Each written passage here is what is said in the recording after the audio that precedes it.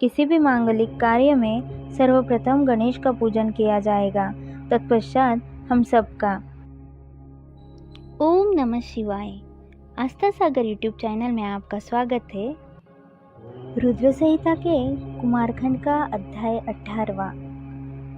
इस अध्याय में गणेश का गौरव किस प्रकार किया गया उसका वर्णन किया गया है।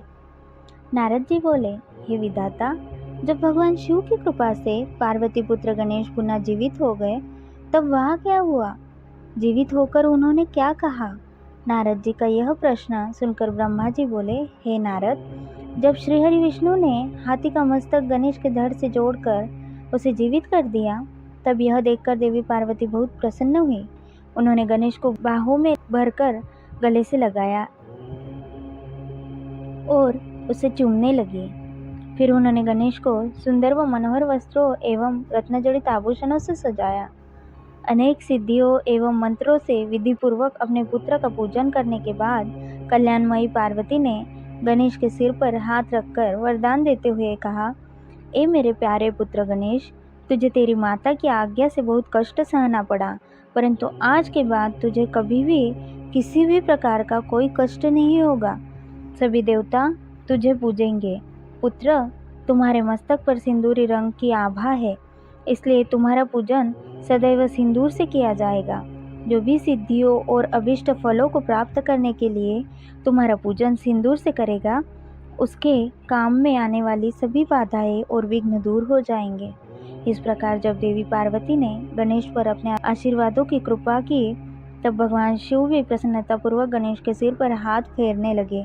माता पार्वती ने प्रसन्नतापूर्वक पहले भगवान शिव को देखा, फिर श्री गणेश को संबोधित करती हुई बोली, पुत्र, यही तुम्हारे पिता भगवान शिव है।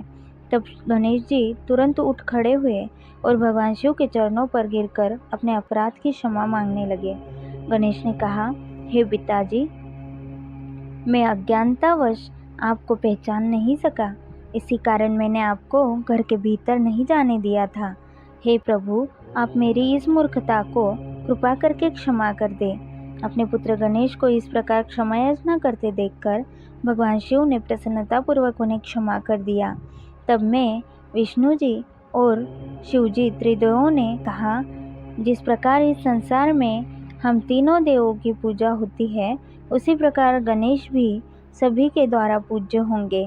किसी भी मांगलिक कार्य में सर्वप्रथम गणेश का पूजन किया जाएगा, तत्पश्चात हम सबका। यदि ऐसा न किया गया तो पूजा सफल नहीं मानी जाएगी तथा पूजा का फल भी नहीं मिलेगा। तब शिवजी ने सभी मांगलिक पूजन वस्तुएं मंगाकर गणेश का पूजन किया। उसके बाद मैंने, विष्णु जी, पार्वती और अन्य देवताओं ने भी उनकी विधि विधान से पूजा की। उसके उपरांत सभी देवताओं ने उन्हें यथायोग्य वरदान प्रदान किए।